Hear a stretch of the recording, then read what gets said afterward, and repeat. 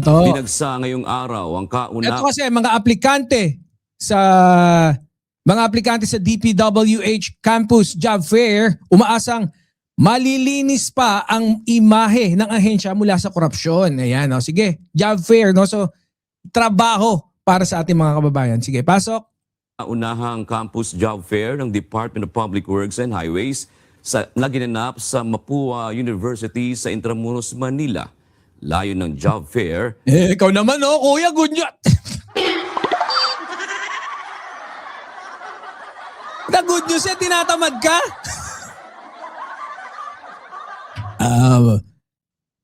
Mga kababayan, ang kauna-unahang job fair ng DPWH sa campus isinagawa po ngayong araw na to. Okay, pasok.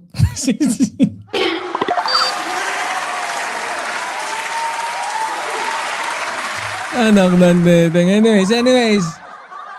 Na mahimok ang mga kabataan na tumulong sa ginagawang pagbabago sa ahensya. Ito ang balita ni Jed Neresina.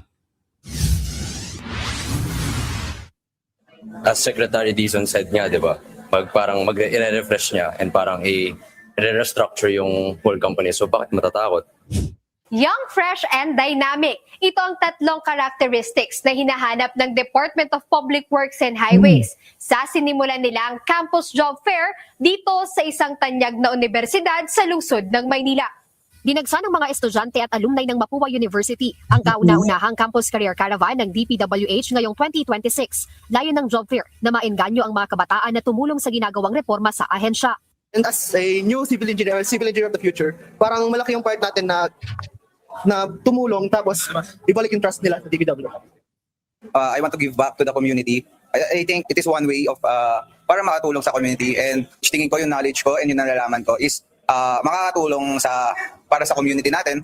Ilan sa nagbakasakali at nakipagsapalaran ngayong araw ay ang magkakaibigang civil engineers na nitong nakaraang taon. Yun mo, DPWH, oh.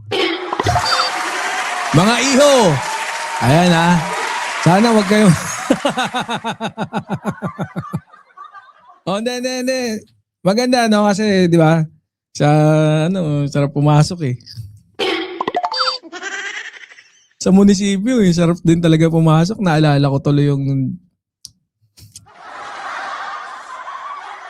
No? Wala kayong ginagawa, ita-time in ka nung kasama mo. Anyway, so sige, pasok.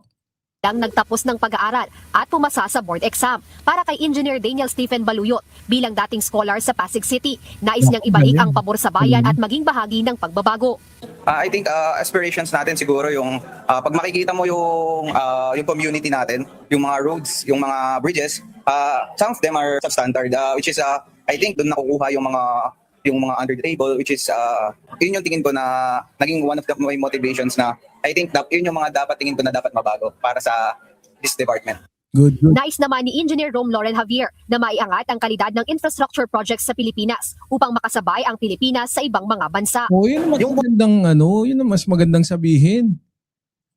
Di ba? Maiangat yung ng bansa pagdating sa infrastruktura, yung kalidad. Pero matatalino itong mga to, ha? Board passer na, tapos mga scholars. Quality kasi ng mga ngayon is, sabi nga niya, substandard. So yun yung unang parang kailangan nating angat para makasabay sa mga tulad nga Singapore, ganun. Tapos maganda sana kung mawala na rin yung mga ghost project. Sa kabila Wala namang problema. I think in terms of quality work, no? Tsaka yung talino. O sigurado ako matatalino din yung mga engineer na mga nakaraan, no?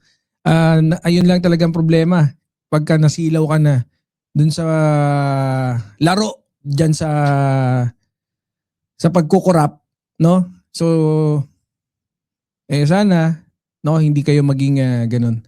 Hindi kayo maging isa sa mga ng pagiging kagaya ng mga BGC boys, di ba? Medyo alanganin yung mga rakitan nila. Ginamit yung talino, no? Sa pangungulimbat, yun ang medyo masama, no? Nagpakayaman, no? gamit yung pera ng bayan. Ginamit yung talino, no, sa maling larangan. Kontrobersyal ng DPWH ngayon. Kumpiyansa si Engineer Christian Roy Tamayo na magbabago pa ang sistema sa ahensya at Grabe, no? Naalala ko, ang sarap ng ganyan, yung bata ka pa, tapos bagong graduate ka, tapos tawag sa'yo, engineer, oh. Oy, palakpakan. Oy, congrats Ayan. Kaya kailangan talaga sipag sa pag-aaral. pinangahawakan niya ang Code of Ethics nilang mga inhinyero. Kasi at the Pero kunyari lang, para mababait lang, no?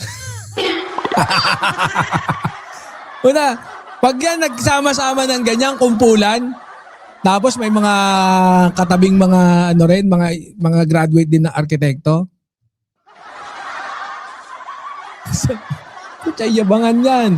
Hanggang sa pagdating sa pagtatrabaho. the end of the day, if magawa mo na maayos yung trabaho mo, it's a win-win situation for all of us.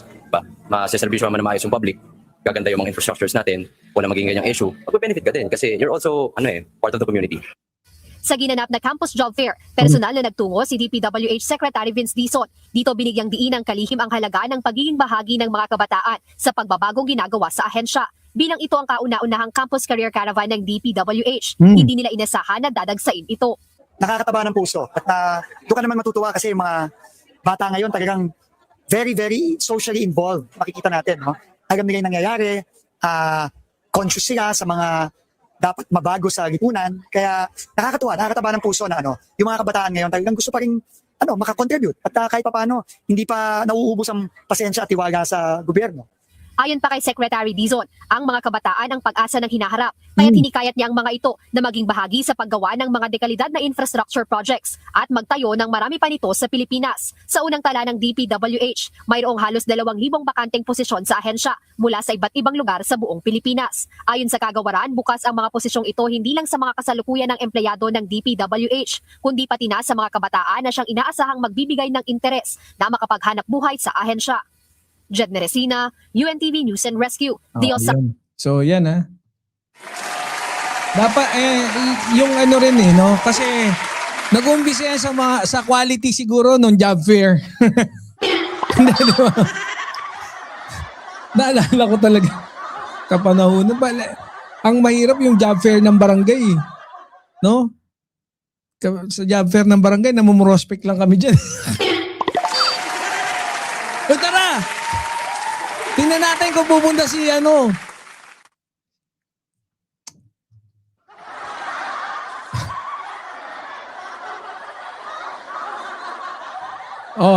anyways, that's our good news for today. Hindi maganda yan, no? So, DPWH Campus Job Fair. Ayan. So, syempre ang rin natin, dalangin natin, no, is sana wag makurap yung mga isip ng ating mga inhinyero, mas maging matatag, mapasahod ng maganda, mapasahod ng sapat, no? Tapos lumaban din ng sapat para at least yung mga little actions na pwede nating gawin pero pwede nating i-contribute at gawin, no? Malaking bagay, pag naipon niya, malaking bagay yan. So maganda yan. Sana marami pa mga job fair, no, na maganap, mangyari para mas patuloy yung pagbaba ng unemployment rate, no? Kaya kudos DPWH for your first campus job fair.